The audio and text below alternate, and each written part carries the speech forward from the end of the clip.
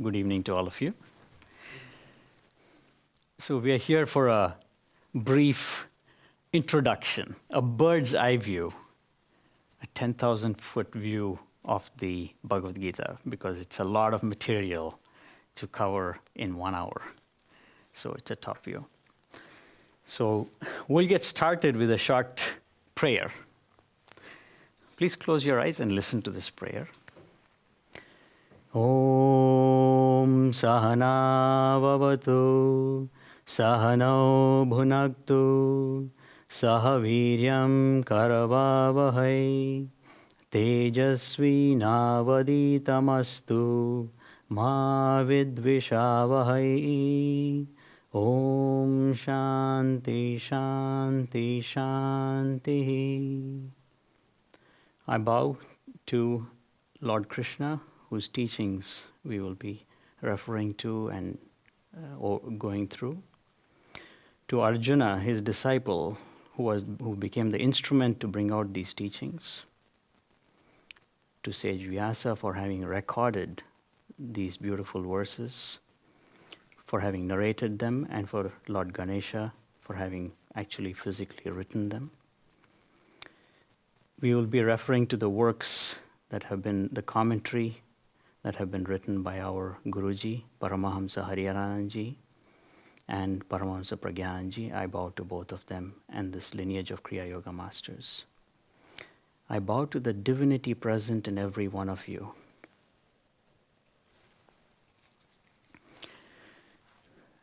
Good evening and welcome again.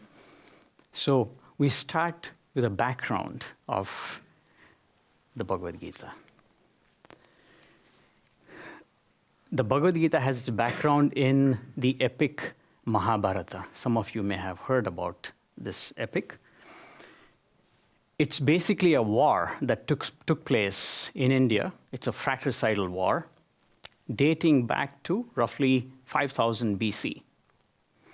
And it took place in a place called Kurukshetra, which is very close to the present capital of India, New Delhi.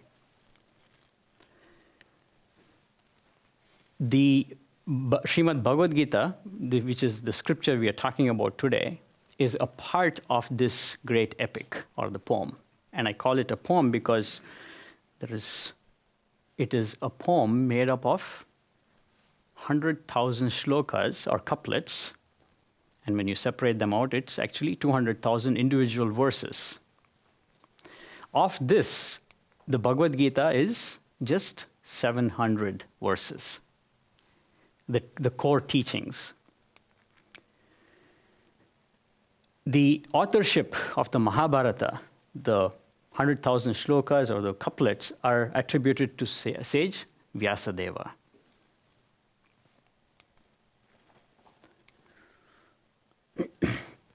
When did this happen? This is celebrated. It's very unique that we celebrate the birthday of a holy book.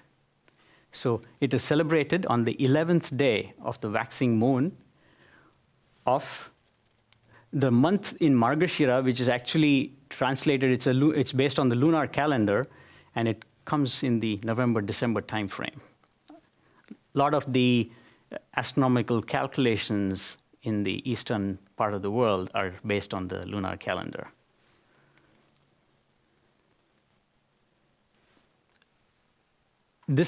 Every chapter concludes with the colophon, and that describes the gist of the entire Bhagavad Gita. And it says, this is usually the verse that is there at the end, and you won't be able to read it, but it translates as, the Bhagavad Gita is the essence of the Upanishads and the knowledge of Brahman, and it's also about the scripture of yoga. So 3 things. So it's Brahma Sutra, the Upanishads, and also about yoga. So it's the synthesis of 3 areas of knowledge. That is what the Bhagavad Gita is about.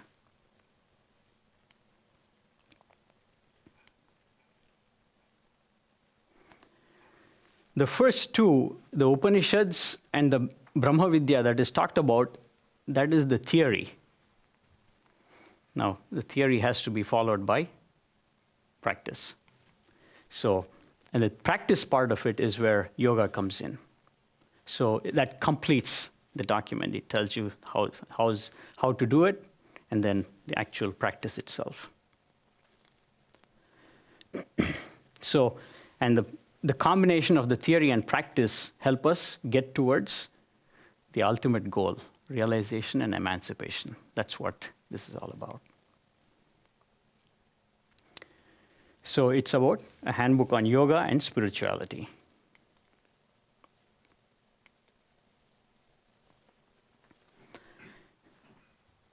As the war was taking place, the Bhagavad Gita was being narrated in 3 places. And what are the 3 places? On the battlefield itself. So Lord Krishna is talking to Arjuna in the middle of the battlefield, so that is one narration. The second is the king, Dhritarashtra, the blind king. He is also the worried father of the Kauravas. We'll come to know who are the Kauravas. So he is blind, and so his minister has been given divine vision. Talk about television in those days. He had been given the vision to sit in the palace and see what is happening in the battlefield by sage Vyasa. And he is, as he sees it, he is narrating it to Dhritarashtra. So that was the second narration that is taking place. And the third is sage Vyasa himself is dictating verse by verse the entire Mahabharata to Lord Ganesha. So there was a physical capturing of the actual document. So this is a war. The Mahabharata is a war between the Pandavas and the Kauravas. Both are basically descendants of the Kuru dynasty. That's why it became a fratricidal war. They are basically cousins fighting against each other. And for what? Land, kingdom.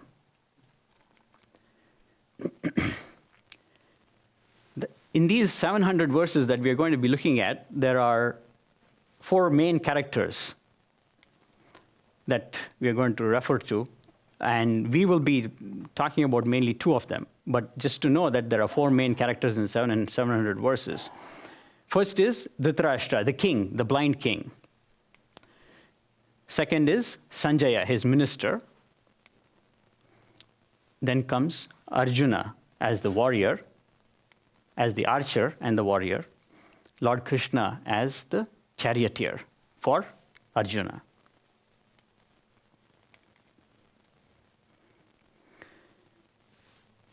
The Gita is basically the dialogue between Arjuna and Lord Krishna. Arjuna is asking questions, and Lord Krishna is teaching him in the middle of the battlefield. And what happens is, right at the beginning of the battle, there are both the parties. On one side are the Kauravas, the other side is the Pandavas. Okay? And Arjuna tells Lord Krishna, please park the chariot in the middle. I want to see both the sides to get a good view of the whole thing. And Lord Krishna obeys. He parks it. And he parks it in such a way that he sees more of the opposing side. A very tactical move. And from there begins the Bhagavad Gita. The Bhagavad Gita itself, it's time-tested. The message of the Gita, as you will see, it applied 5,000 BC years ago. It applies today. And as you see the message, it's going to apply thousands of years into the future. And there are different ways of looking at both the war and at the Gita. You can look at it as a real war, the carnage, etc., or you can look at it from a metaphorical or allegorical standpoint. And it is best looked at from the standpoint of an allegory. And Lord Krishna himself, in the course of the Gita, uses allegories to explain the Gita. And what is the allegory? It is about the war within. It is not about external killing. This is about the war within, the struggle for self-mastery that every human being must wage in his or her life to come out successful.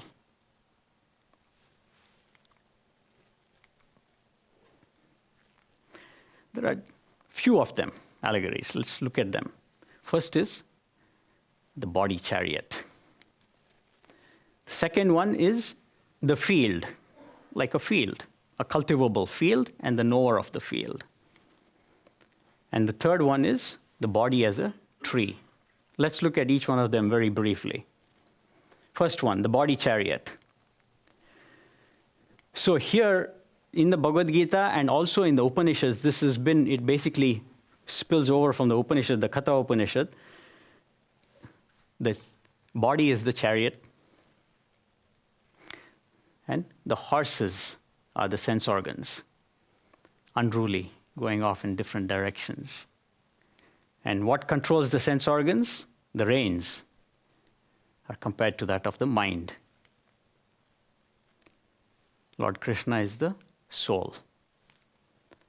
Arjuna is the embodied soul, or jiva, the individual self. And also Arjuna represents all of us. We are all Arjuna. We are the seeker.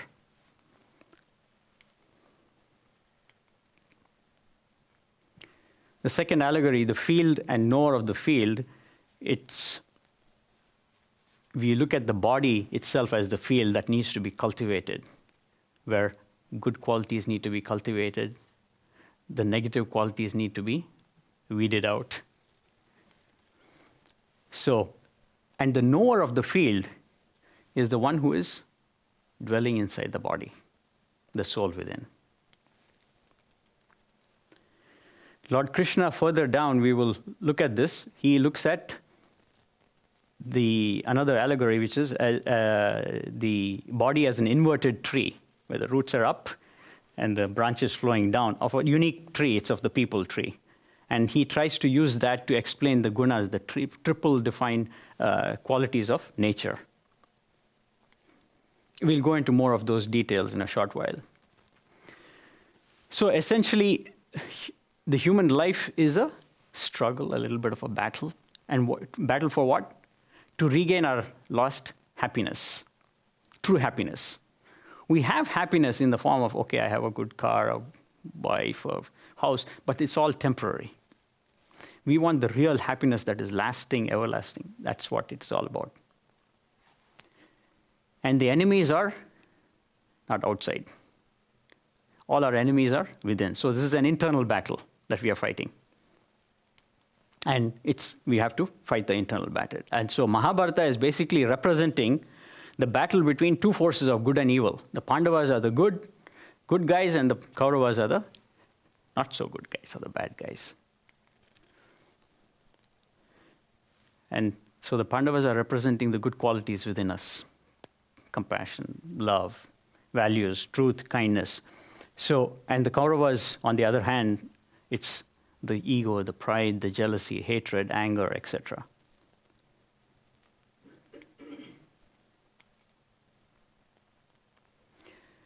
So the Bhagavad Gita is made up of 18 chapters, totally.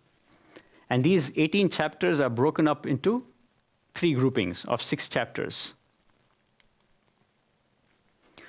And it is based on the type of teaching or the message that Lord Krishna is trying to impart through these teachings. So the first 6 chapters talk about Karma Yoga. And the next 6 talk about Jnana Yoga. Karma Yoga means yoga of action. Jnana means yoga of knowledge. And the last one is yoga of devotion, bhakti, devotion, the last 6. So let's start briefly looking at the 18 chapters. Okay, that's why I call this the bird's eye view, very top. So these are the first 6 chapters that we are going to be looking at, and we'll go into a little bit of detail on that. So Arjuna comes ready to fight onto the battlefield. Then he asks Krishna to park the chariot in the middle of the two warring factions. Then he looks at both the sides. On the other side, he sees his own kith and kin. It's cousin, it's own blood, right? Plus, he sees his own teachers lined up to fight against him. Nervousness, weakness of the heart begins. And he says, I don't think I can fight this. And this is somebody who is supposed to be the best of the best warriors coming to the battle. And he says, he becomes weak-kneed and says, I think I'd rather go and beg. I don't want any land, nothing. I want to run from here. That is his situation. That begins the first chapter.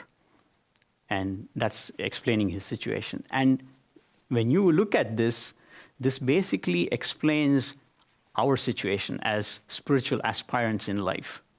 Sometimes we are faced with troubles, or we are in the spiritual path, and we are facing our negative or weaknesses, and instead of facing them and fighting them, trying to transcend them, we say, I'm going to give up.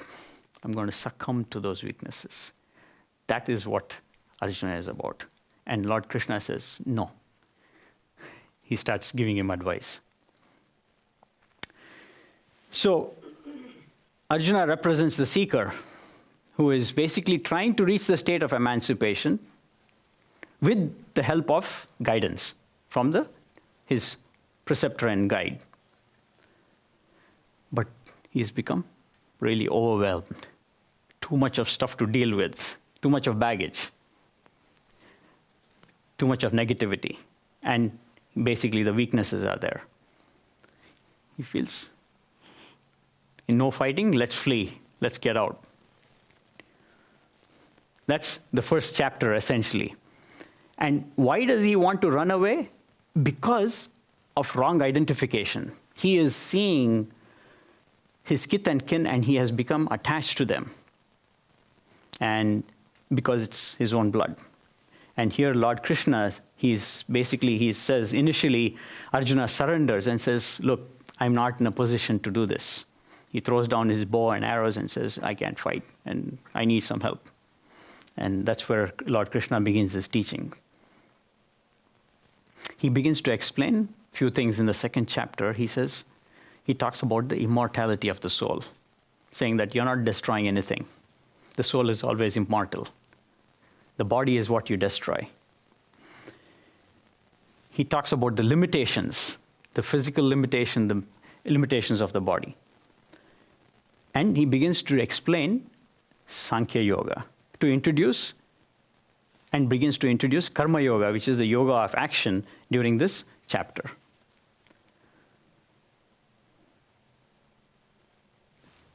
An example of one of the verses, when this verse is translated, he says, this is Arjuna's predicament. This is the first chapter, 46th verse. He says, it would be far better for me if the sons of Dhritarashtra, with weapons in hand, kill me in battle even if he was unarmed. And this is the situation of a seeker, saying, I'm perfectly okay to allow my senses to take control of me. It's okay for me to no longer be the master of my mind and let it take its own course. That is what is the nature of the spiritual seeker. We may be either meditators or spiritual seekers, and we say, whatever is coming in, we say, I'm going to go with the flow, rather than say, I'm going to battle it, I'm going to go against the grain. So, and this is one of the beautiful verses from the second chapter. When translated, basically he says, Arjuna is confessing. And this is the first thing for any change to happen. One has to open up and say, I have a problem, right? So this is where Arjuna is saying, yeah, I have a problem. And basically he is saying, I'm now a victim of my cowardliness. I am asking for you for help. I surrender. I surrender to you. Teach me. But we will realize very soon that in the upcoming chapters that his surrender is not total. it's a half-baked surrender, because he's still calling the shots later on and saying, still, I don't want to fight. So, but this is one of the most beautiful verses from the second chapter. Then begins the exposition on the third chapter talks about karma yoga. Because he has introduced a little bit of karma yoga, which is the yoga of action in the second chapter, and he's also talked about Sankhya yoga, Lord Krishna has. Arjuna, he says, I'm a little confused. Which is better, karma or Sankhya? And he elaborately explains the yoga of karma, that you are duty bound. You are a warrior, first of all. So earlier, Arjuna has said, I'd rather go and beg like a mendicant, like an ascetic, and live my life. And so Krishna reminds him and says, sorry, you have chosen a path in your life, which is to be a warrior. So as a spiritual seeker, we have come into a path to be a spiritual seeker. You have to be a spiritual seeker. Go forward, no running away. So Lord Krishna tells him, you're a warrior, you have to go forward, you're duty bound. So you have to carry out the task.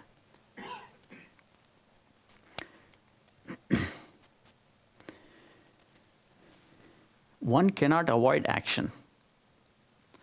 We cannot just sit idly and become lazy. That is what Krishna talks about in this chapter, and says, and he also cautions, and he says, externally renouncing action is hypocrisy. Just saying, okay, I have become a monk, and I'm not going to do anything. No, still you have to do action, because through action is what you're going to progress forward.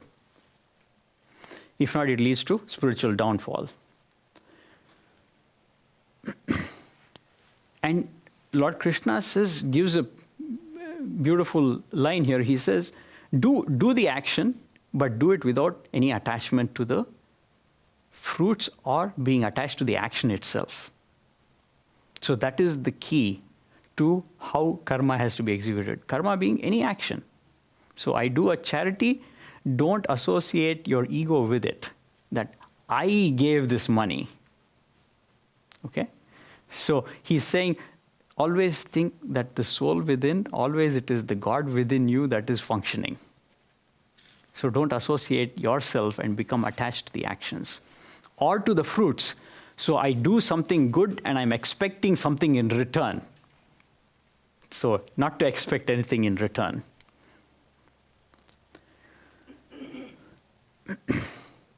So a man of wisdom, which is sthita prajna, or a realized person, can be actionless, yet in order to be an example to society, he continues and performs actions with detachment, compassionately detached. That's the way our Gurudev talks about. And Lord Krishna gives the example of King Janaka, of a king of that time, who, even though he became self-realized meaning has attained that state of knowing that he is the soul and not the body, continued to function as a king and led the kingdom and ruled without giving up his actions, in a very detached way.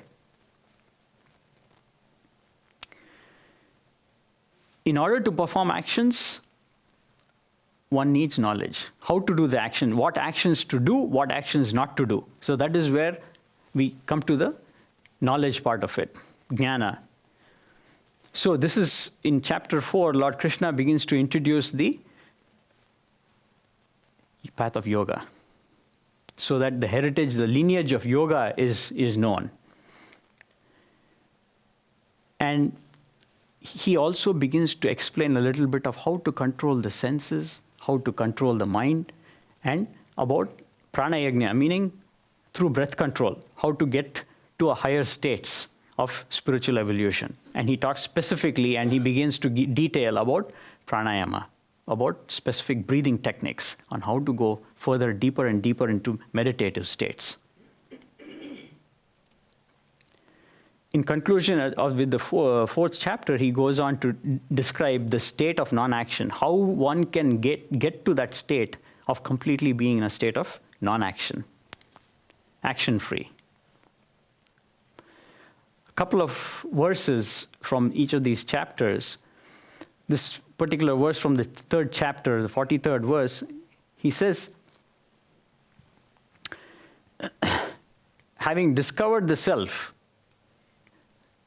the supreme power of the intellect, basically overcome your imperishable, insatiable desire with firm determination. So Lord Krishna is saying, desire is the principal enemy, which is very hard to conquer, and an obstacle to soul culture. If we want to get to that ultimate state of realization, which is realize that we are the soul and not the body,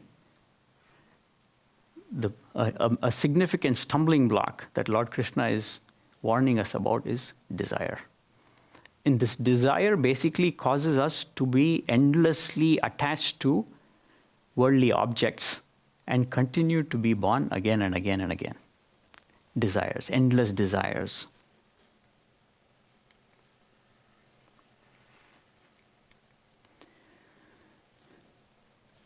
This is another beautiful assurance from Lord Krishna. And he says, even if you are the most sinful person in the world of all sinners, by transcendental knowledge, you can cross the ocean of misery and sin. So it's not the end of the world. It's easy to get past and go further. So this is Lord Krishna's teachings.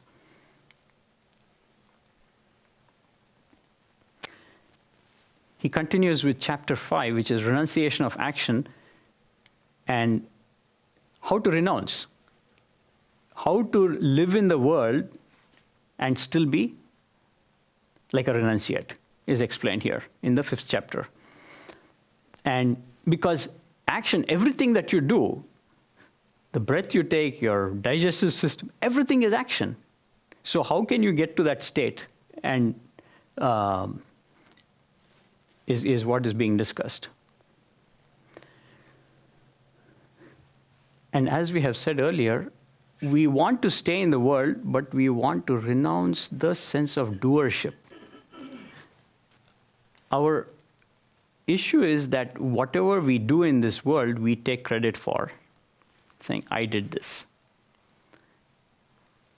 But the real doer is actually the soul within. If there was no soul within me, it is the power of God, right? So if there is no soul, would I be able to do it? No. So, but because of this wrong association, because of the ego, we wrongly identify and say, I am the body, I'm a man, I'm a woman, I did these things. I built this house, I painted this thing, it's my music, so I healed this person. So I take credit for that and become attached to the whole thing. So that is what Lord Krishna is talking about in the sense of doership. And he also refers to yoga, the path of yoga in this chapter, saying that yoga is superior to knowledge, and the path of meditation leading towards liberation. He explains more about that in this particular chapter. And the elaboration of meditation continues with the 6th chapter, where he says, there is some amount of practice to eradicate the vices and continue to develop virtues. And that is followed by the internal practice of meditation. So, and what are we trying to do with meditation? We are trying to, 2 things, mind, senses, and transcend both of them and go even beyond the mind and the senses. Because the body, mind, and senses are all obstacles in the way of us perceiving who we really are. We are not the body, we are the soul. But what is preventing us? All these things are basically obstacles in our way.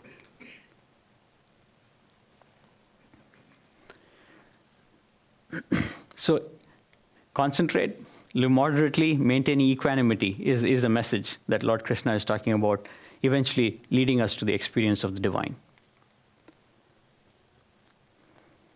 And the combination of yoga and meditation helping us with self-mastery. That is what this is all about, trying to get to divine knowledge and love.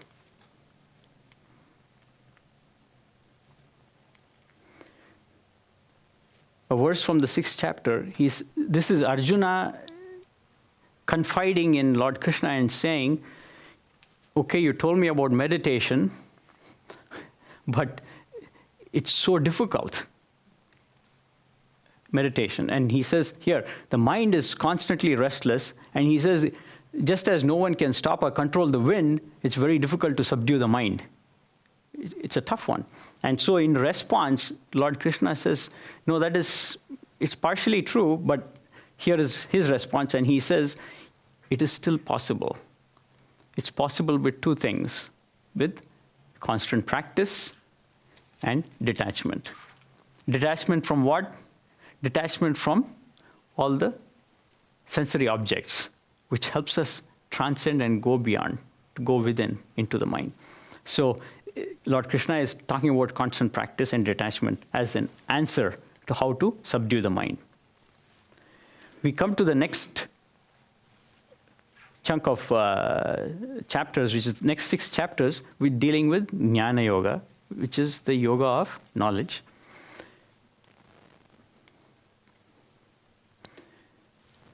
He begins to explain, who am I? Because there is doubt in Arjuna's mind, so he is trying to clear those doubts.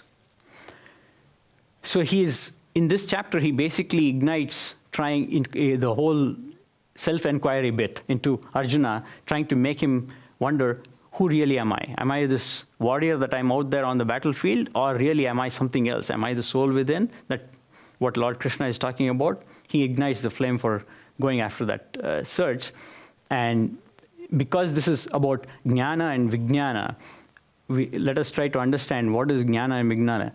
So Jnana is knowledge, and Vijnana is applied knowledge. We want to go even beyond and try to get to Prajnana, which is the ultimate, which is wisdom. Okay?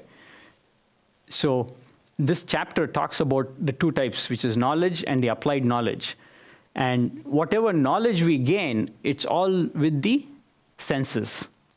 And it is indirect. You're using an instrument to gain that knowledge. And because you're using the senses and the combination of the senses and the mind, it is difficult. And it's complicated because each of these have their own way of, they have been conditioned. So they're not going to be giving me the right information. So indirect knowledge is never true.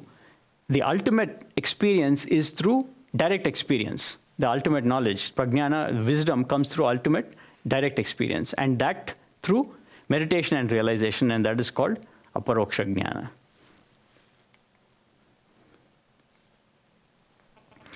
So in the path of realization, and also as we advance in meditation also, one is going from jnana to vijnana and finally becomes established in the ultimate, which is prajnana. And Arjuna also has this fear of death and suffering, and so Lord Krishna talks about abhyasa yoga, yoga of practice.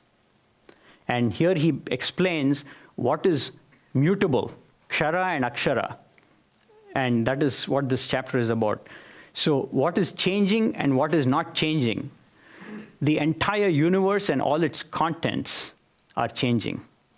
And a part of that universe is this body. So this body is also changing. It was once a child, then it's grown up, it's going to become old, eventually it's going to drop dead, and it's going to go. So it's continuously changing. But within this body that is changing, there is something within that is unchanging, the soul. The soul is immutable. That is what Lord Krishna is talking about, is AKSHARABRAHMA, immutable one. That is, and that immutable soul that we are all is free from suffering and any fear of death. And he continues to urge, in this chapter, he continues to urge Arjuna to search for that ultimate experience of God consciousness and soul awareness.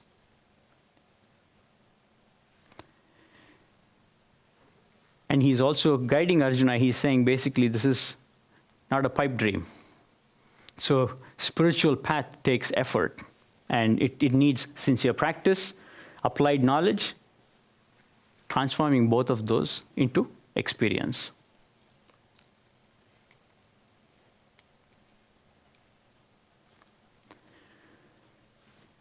And along the lines of the dream, that is why very few make it.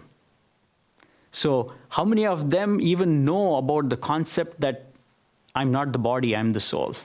Number one. Then for those of us who go after that and says, I want to find out, really, am I the soul?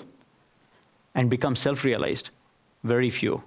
And so Lord Krishna goes on to say, among the thousands of people, rarely does one carefully attain perfection. And even those who realize him, eventually realize God, rarely one does know me in complete reality. So God is infinite. So God is even beyond the universe itself. And it's so vast that Lord Krishna is saying that it is very, very few people will know me completely, even if they become realized and become merged in me. So when we are hearing the teachings of Lord Krishna, our thought process is not to look at him as an individual, but he is teaching this as God Absolute. It is Lord Krishna, it's Jesus, it's all these are just external forms. So, but the message is that it is of God Absolute. And there is actually even a verse in the Bhagavad Gita. He says, those who are not yet established in knowledge think of me as being in the form of Lord Krishna, or Lord Rama, or Shiva, or Jesus, etc. But the ones who are established in knowledge know me as being the Absolute, God Absolute. There's only one. Even all the religious paths basically merge into one.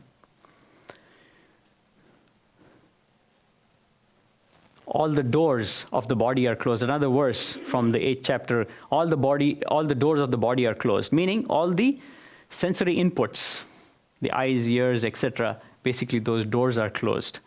The mind is firmly confined in the cavity of the soul. So he is talking about the state of meditation. What do we try to do in meditation? We withdraw from body consciousness. We withdraw from the sensory input, go deep within, and then be established in yoga. That is what this particular verse is talking about.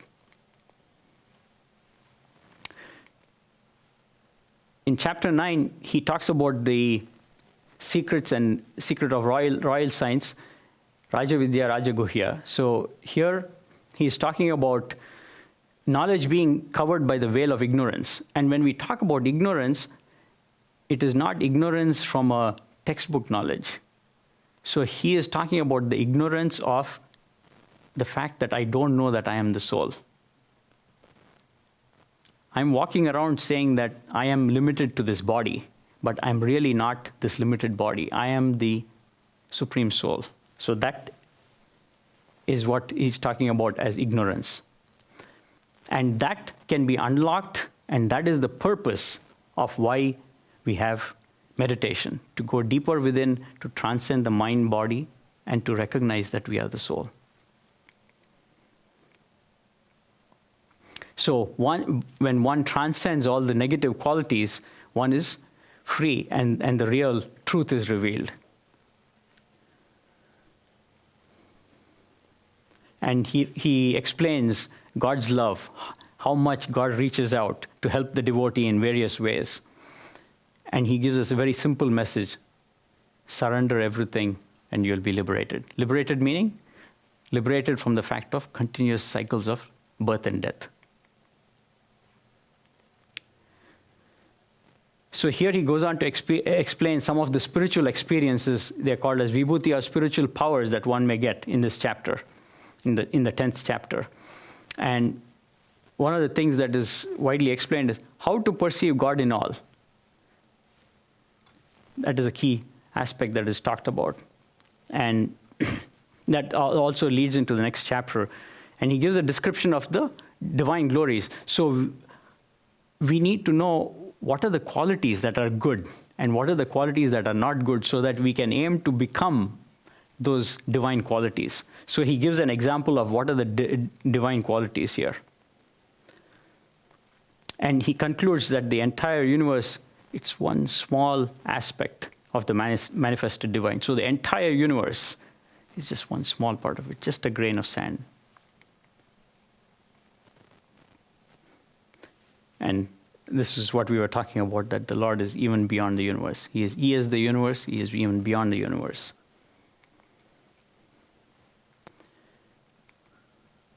This verse translates as, whatever you do, whatever you eat, whatever you offer, whatever you give as charity, whatever you meditate on, do it as an offering to me.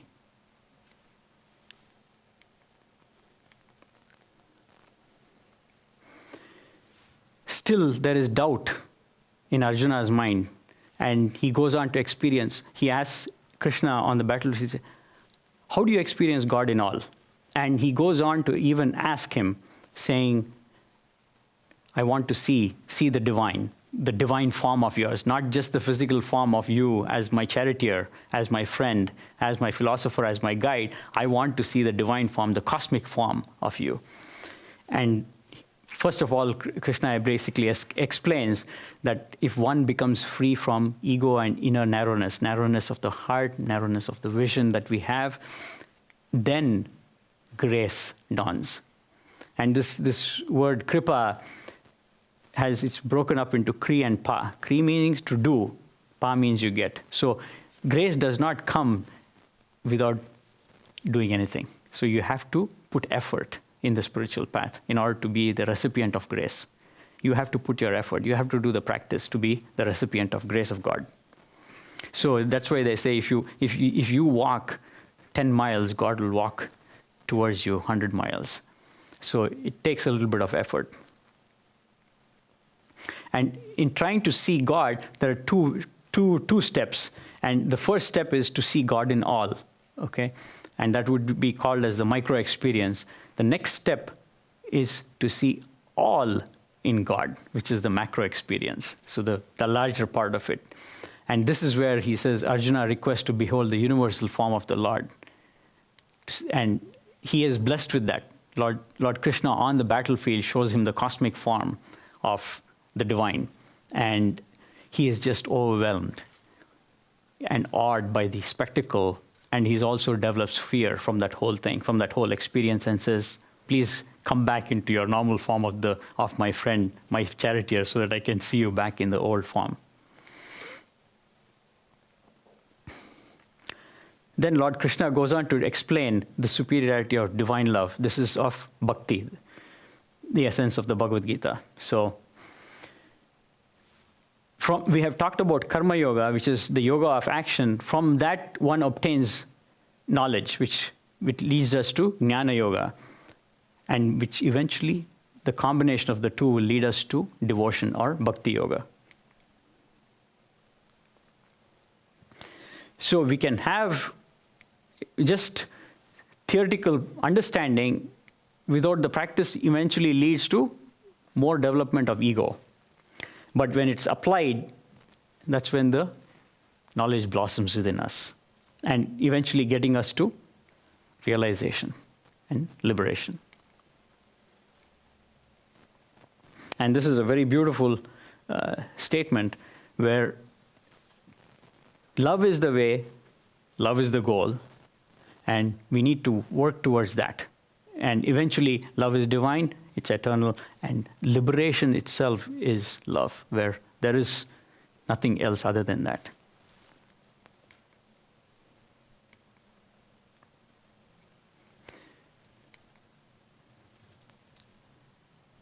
Very beautiful. He says, who, in this verse, when it's translated, this is a verse from the 12th chapter, 14th verse, he says, who is ever content and a yogi, meaning a person who is in God communion. Self-control, meaning the senses are in control, and a firm determination, whose mind and intellect are fixed and offered to me, that devotee is dear to me. And so this is a very important word here, contentment. And that contentment is just the opposite of what he was referring to earlier, desire. Desire propels us towards endless pursuit of various things. This contentment, be content with what we have. The one thing not to be content about is our own spiritual progress. Everything else, anything material, to be content with. Be happy. The concluding 6 chapters talk about Bhakti Yoga, the yoga of devotion. We'll go briefly into each one of these. The first one is where he talks about the field and the knower of the field. And Arjuna, it starts with Arjuna asking the Lord Krishna, what is Purusha and Prakriti, and Kshetra and Kshetrajna? And this Purusha and Prakriti basically are, in the way creation is described in Eastern philosophy, there is the one God, God absolute. And when God decided to create, it splits into 2, as Purusha and Prakriti, nature. And Prakriti is nothing but one and the same. Prakriti and Purusha are one and the same as God. So with this division, Prakriti is that power of creation. And so Arjuna asked Lord Krishna to explain about that. And this is where he uses the allegory of the body as the field. And one who knows the body, the Purusha, the indwelling soul, is the Kshetrajna. And he says basically that God basically is the instrumental cause and the material cause. So that means everything in this creation is God, is made up of God. Very difficult to understand and comprehend. And so it goes along the statements of which is in the Bible saying God created man and breathed into his nostrils, meaning God created creation and entered him. So that is what has become of this creation. Everything is God. And that is the ultimate realization of a yogi who reaches self-realization, where everything, you talk about the walls, this podium, the people, everything is God. And the one beautiful statement that our Gurudev says is, there is no non-God in this world. Very powerful statement. So, and this is reflected by what Krishna is saying. He is the instrument. He is basically the tool that created this, and he is basically the material also. That is basically this entire creation is made up of God. And this concept is elaborated in one of the Upanishads about creation and dissolution, where they refer to it and says it is like a spider, a certain type of spider that spins the web, a cobweb, right? It spins the web. So the spider has created the web, and then it lives there, enjoys, traps other insects, lives the life. And when it's time, it basically rolls up that entire web and swallows it. And what was the web created from? The web was created from its own secretion. Okay, from its body secretion. That's what the spider web is created from. So this is along the same lines where God created this entire universe out of itself and entered creation. And what we are trying to do through meditation is to perceive that state of awareness of continuous unity with the divine. And in this chapter, Lord Krishna talks about 20 spiritual qualities that are to be cultivated, harvested, and preserved by the seeker. So he is talking as if it is like a seed, a plant that needs to be cultivated, germinated, and fed with water, lovingly taken care of. So it's developing good virtues. 20 spiritual qualities are discussed. Then he goes on to further explain the nature of Prakriti. So we talked about here Purusha and Prakriti. This Prakriti is nature, and it has 3 qualities that are called as Sattva, Rajas, and Tamas. And this Sattva basically symbolizes calmness, peace, and light. Rajas is extreme activity, and Tamas signifies idleness, sloth, and inertia. As a meditator, we want to transcend the body. And the body is also nothing but Prakriti. This entire body is Prakriti. And we want to transcend the nature of the body itself so that we can perceive the ever pure, illuminating soul within. The soul is beyond all of the gunas, nirguna.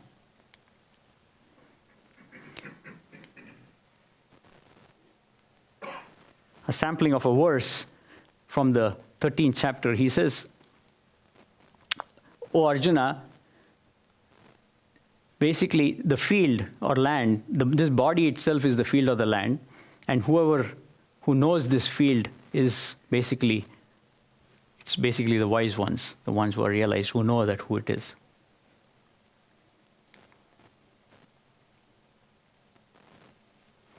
And this Prakriti and Purusha, because they are one and the same as God itself.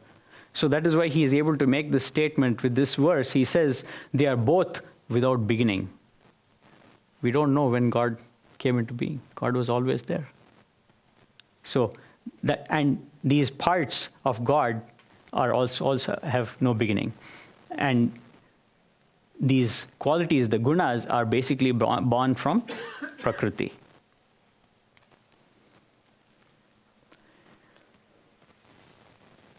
In the 15th chapter, he uses the allegory of yet another tree, which is the people tree, which has its roots going upwards, the branches coming down. And it's compared to the human body. And what does that mean? Basically, we have good tendencies going upwards, and that basically signifies the sattvic tendencies, and the rajasic and extrovert qualities are in the middle, the trunk of the tree, and we have many downward pulling tendencies, negative tendencies that bring us down, that are classified as tamasic. And here is another very clear statement. He says, I am the way, I am the goal, I am everything. I'm also this body, I'm also the imperishable one that is inside the body, I'm the soul. So I'm basically the material cause and the instrumental cause. It's basically what is being said here in this particular one. And that is why he is known as Purushottama. And our ultimate thing is to experience his presence, meaning the presence of God in both form and formless. So some of us have this intent to see God in a particular form, whatever form it is. It's Rama, Krishna, Jesus, whatever it is. But to also see him in the God absolute, which is beyond all these forms. So as we talked about earlier, there are basically good and bad qualities, and those are elaborated in Daivasura. So he talks about 26 divine qualities, and in the lines of fearlessness, purity of the mind, sense control, non-violence, etc. And then he contrasts them with demoniacal qualities or negative qualities to say these are qualities that you need to be aware of or know so that you can transcend the negative qualities using the good and eventually go even beyond the good. So you use the good qualities to counter the negative. And the negative qualities being hypocrisy, arrogance, pride, anger, etc.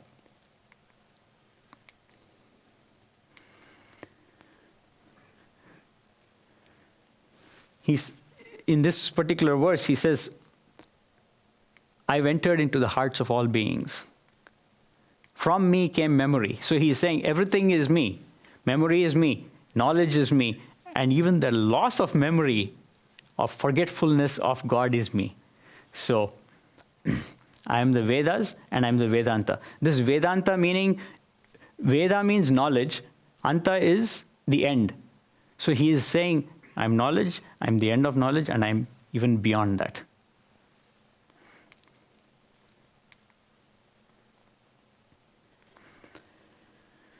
In the 17th chapter, he talks about faith, Shraddha, in three ways. And he says this Shraddha is linked to the gunas, that depending on the type of person I am, if I am sattvic, I have a certain kind of faith. If I'm rajasic, or I have a certain kind of faith. If I'm tamasic, I have a certain kind of faith.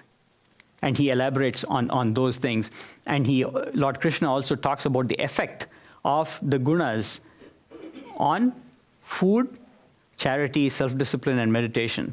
So, for example, a sattvic person would take food that is pretty balanced and does not irritate the system, etc. On the contrary, a rajasic person is prone to take in food that is very spicy, oily, etc. And a tamasic or dull person will like to take in food that is always fermented, many days old, that kind of food. So, and he goes on to explain it from various angles. He says food, it's also about the type of worship. The meditation of the highest, meditating on God using breath, inner meditation is the highest sattvic meditation. And then he talks about rajasic type of worship, which is ritualistic worship that is outward, external, more of a show and pomp. I want to show others that I am devotional, that I go to church or I go to the temple, I do all these sacrifices, I do charity for people. So it's based on ego and pomp, and he talks about that. And then the tamasic worship, the meditation and the sacrifices are based on things that we see in the present world, which is based on black magic, voodoo, animal sacrifice, all that is tamasic. People do those kind of worship. So he talks about all the three. So depending on our propensities, we may belong to one of these categories in terms of how we are living in this world. And he concludes basically by saying that anything done without faith and love is not going to bear fruit.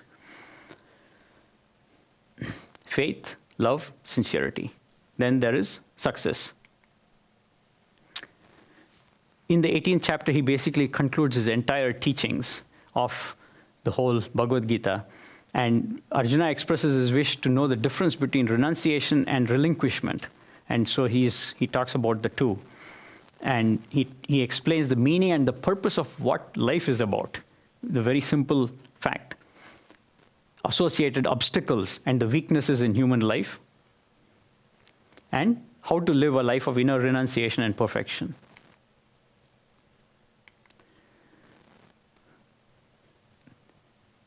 So he says, in conclusion, Lord Krishna says, look, I've taught you everything that is more secret than secrecy itself in this Bhagavad Gita.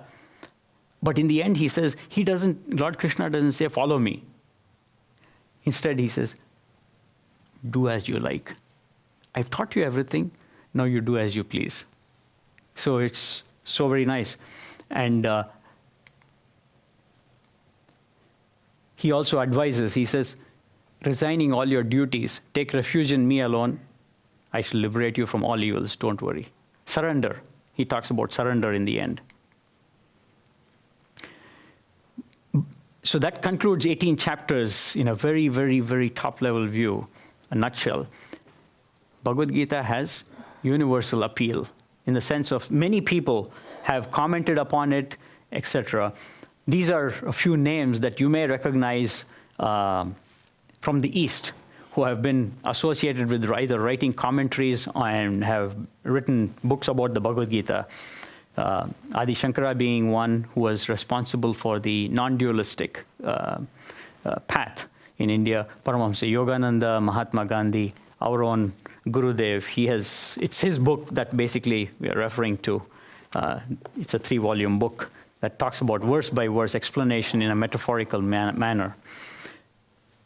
So people from the West, there have been very, very prominent people who have read the Bhagavad Gita and have been very appreciative and have gained a lot from the Bhagavad Gita. And these are some of the names of people associated with it. And some of you may be aware of the poem written by Ralph Waldo Emerson, Brahma, and that's based on the Bhagavad Gita itself. There are two other poems written by Emerson, which are also based on the Bhagavad Gita, but this is the one that is very predominantly taken a lot of material from the Bhagavad Gita.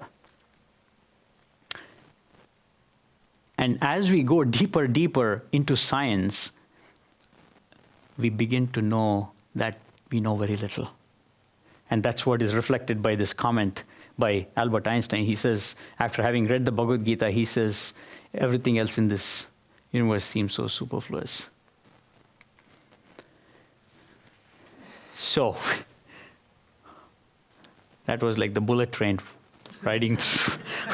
Most of it must have just gone past you. I guess it's... Would you take some questions, Swamiji? I will gladly take some questions, but I don't claim to be an encyclopedia. Well, let's test him. Okay. Who would like to ask the first question, if you have one? There's no compulsion. I have a question over here, and I'll use the microphone. I believe when you were discussing, was it chapter, I don't recall which chapter, but you made a claim about understanding, or you were paraphrasing what the chapter in the Bhagavad Gita was claiming, the notion that knowledge and understanding without practice are the roots of the ego. And I wanted to ask if you could please elaborate on what you mean by, first, the ego, right? And how do you define the notion of the ego here? Okay. If you want to do it from the perspective of the book, that's fine too, but how is it these two are the roots of the ego? Thank you. Okay. What happens when we talk about knowledge, we are talking about knowledge that has been gained, that is just pure theoretical knowledge, okay, without the experience. And when that happens, it is bookish knowledge. And Lord Krishna cautions, and all of the spiritual masters caution us that we can become theoretically very good, in the sense that I can become a real master at chanting the entire Bhagavad Gita and standing in front of an audience of thousands of people and giving discourses on the Bhagavad Gita. But it is only when we are able to practice. So, and what that does is builds the ego, that I have such a following of people.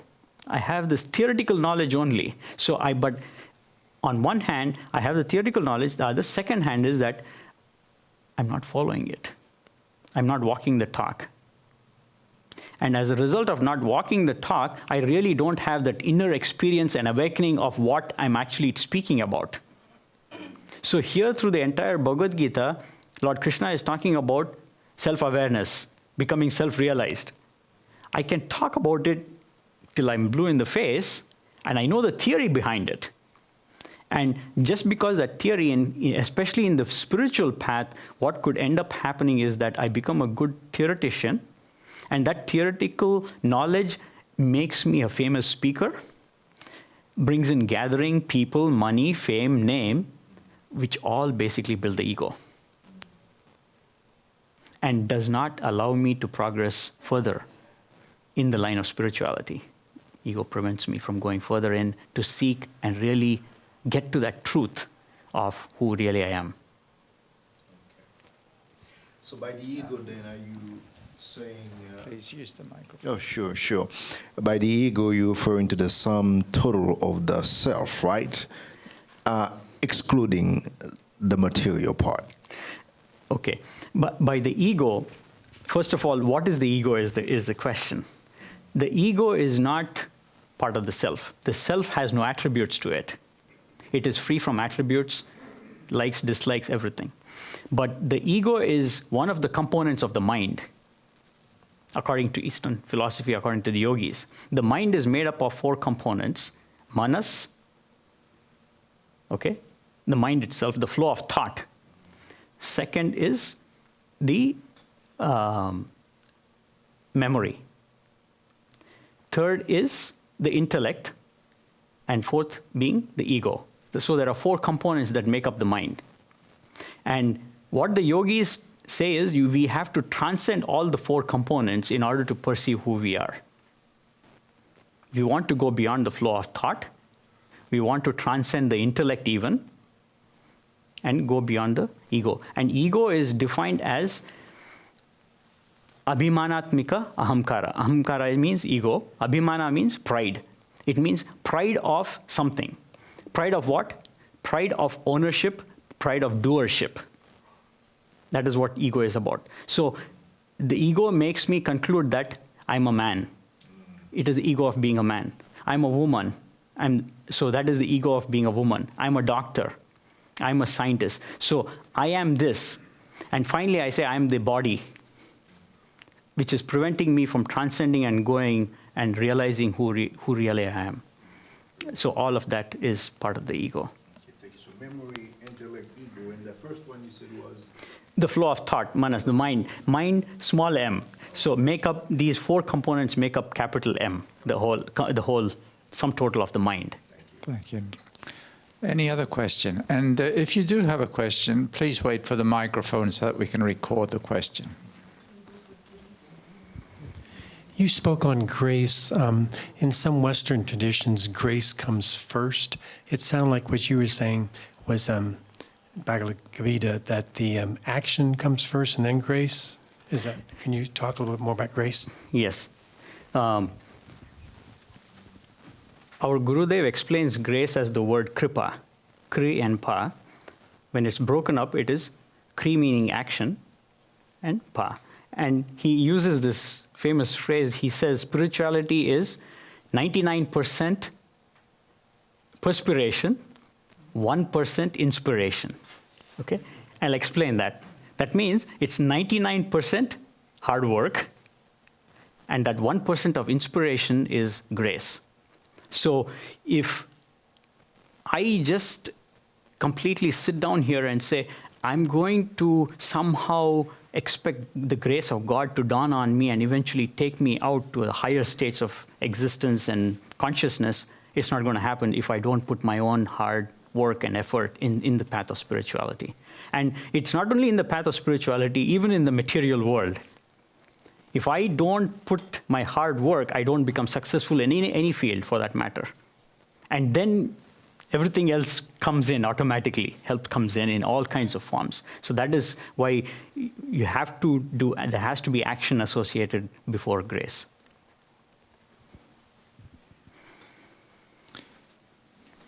We would also be happy to receive questions from people online, but we do have another question in-house here.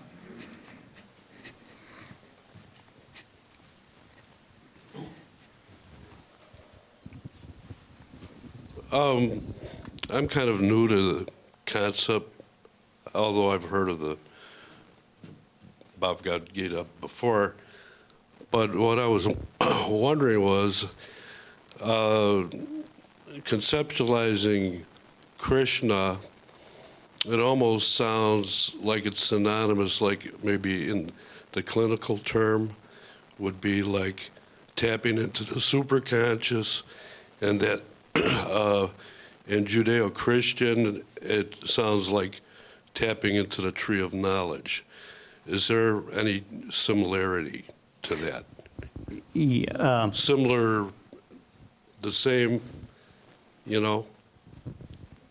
yes. If you go back to some of the verses that we briefly looked at, where Krishna is saying that don't look at me or perceive me to be this limited form.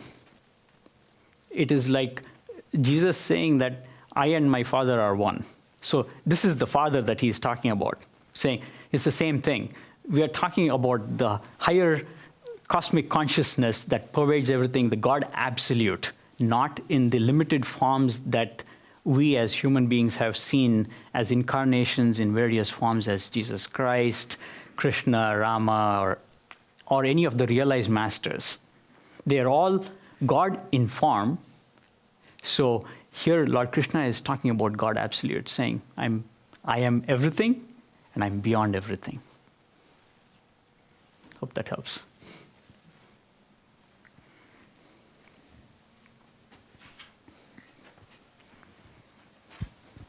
Let me follow on that. In the many translations of the Gita, I remember a verse where Krishna says, "Of me I give all of this, and yet I am not diminished." Correct. Could you tell me where that is and expound upon that a little? I don't know, and I don't think I'll be able to give you the exact verse or reference, but I can do that outside of here. I can go back and search for the verse. But a similar prayer from the Upanishads, it basically says that it carries the same message as what you're saying. And it's chanted as Purnamadaha Purnamidam Purnat Purnamudachyate Purnasya Purnamadaya Purnameva Vasishyate. That means from the full comes the full.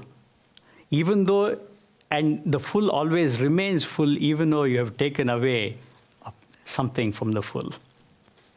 So there is nothing like, it is like from the infinite, you take out a part of the infinite, and that's what is creation. The infinite still remains infinite. And that is one of the prayers. But I can search for this particular verse and tell you which chapter and which verse. Yes. Another question?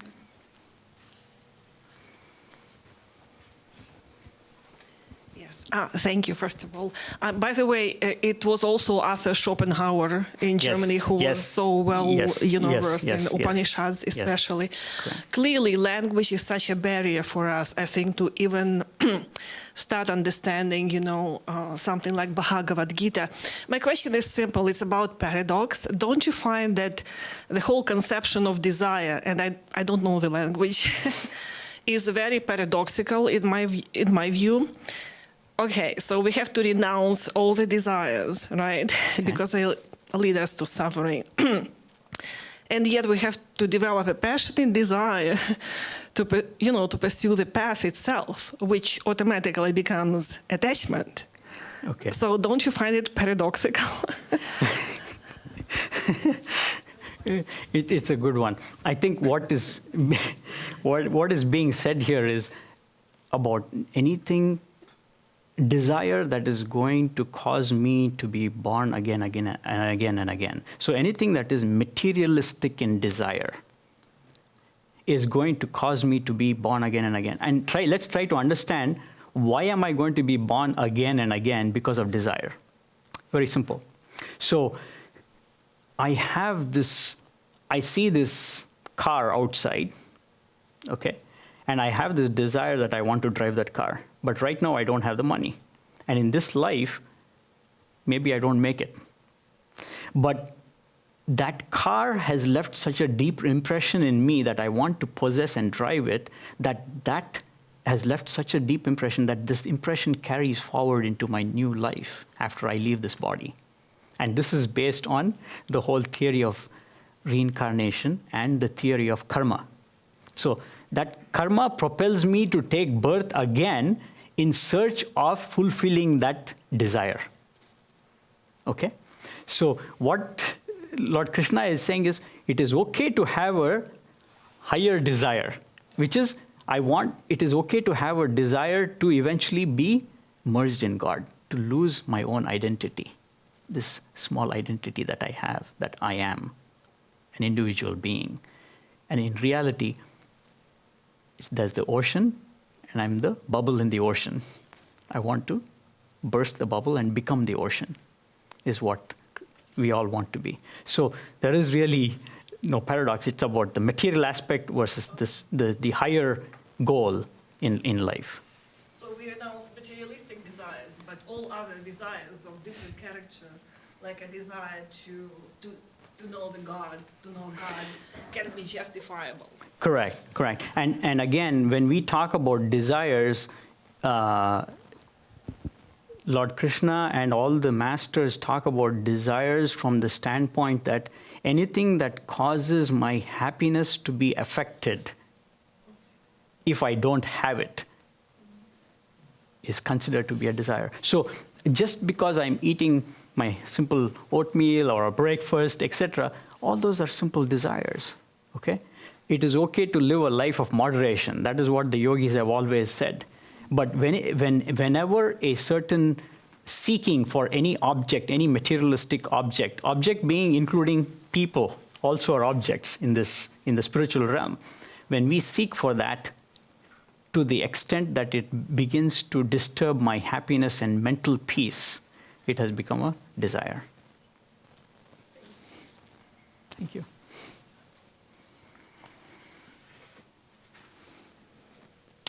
Are there any further questions? Yes. Do you know why God manifests himself in nature?